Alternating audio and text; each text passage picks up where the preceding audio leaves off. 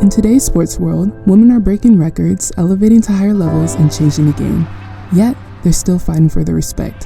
From the WNBA to the PWHL, female athletes are heavily criticized, paid the bare minimum, and lack recognition in the media.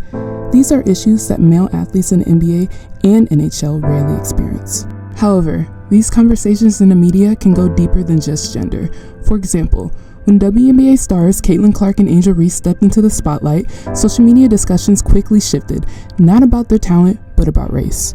This started in the NCAA championship when Angel Reese did the "you can't see me" gesture towards Clark. This gesture sparked many tweets and videos on YouTube filled with disgusting narratives about Angel Reese, calling her classless, ghetto trash, and too emotional. Although Clark made the same gesture a couple games ago.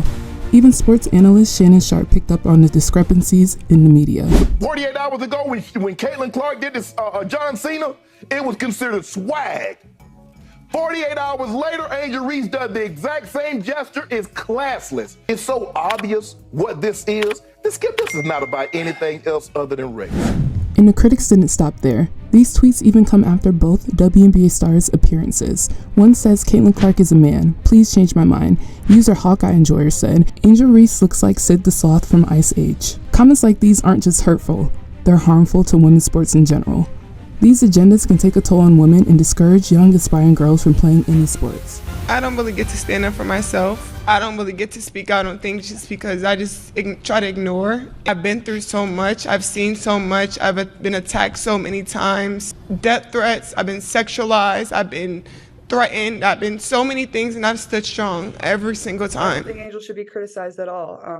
No matter which way it goes, she should never be criticized for what she did. I'm just one that competes, and she competed. I think everybody knew there was going to be a little trash talk in the entire tournament. It's not just me and Angel. Now let's talk about the differences in pay. The pay gap in men's versus women's professional sports isn't just shocking, it's jaw-dropping.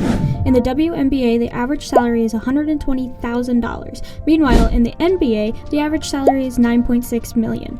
Right now, the highest paid WNBA player is Jackie Young with a salary of $252,000. But Stephen Curry, the highest paid in the NBA, is bringing home over $55 million a year. This is the same with the NHL and PWHL. The NHL has an average salary of $3.5 million, while the PWHL has an average salary of $55,000. The highest paid player today in the NHL is Austin Matthews with a salary of $53 million. The highest paid PWHL player today is Makaylynn Grant with a salary of $80,000. These pay differences are egregious and unfair to the women's athletes who work just as hard. But these double standards don't stop here. They extend to their home arenas. When it comes to the NBA and NHL, those teams get their own arenas. For example, in Chicago, the Bulls and Blackhawks share a top-of-the-line arena, where they both receive the same amount of promotion at the venue. However, when it comes to the WNBA, they have to play at college arenas or arenas that were built for the NBA or NHL teams. The women's don't get to play in their own arenas or even get their own practice facilities, like the men's leagues. Along with the arenas, women don't get enough attention in the media. When it comes to the social media platform Instagram, the NHL has 6.9 million followers and the NBA has 90.3 million followers. But on the women's side, the PWHL has 274,000 followers and the WNBA has 3.2 million.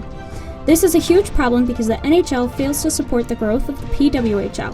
They rarely post about the PWHL games. The same goes for the NBA and WNBA. When watching the NBA or NHL during the broadcast, you never hear them shouting out the women's games. But you do hear both men's leagues shouting out when the other leagues' games are on. Game times for the PWHL are also mostly during the day when people can't watch due to work. But for the NHL, the game times are at night when a lot more people can watch. Overall, we can clearly see the difference at the professional level for men and women's leagues. They can be discouraging for young women in athletics hoping to be a part of the future. But there is hope with the future, with Caitlin Clark and Angel Reese and others speaking out on these issues.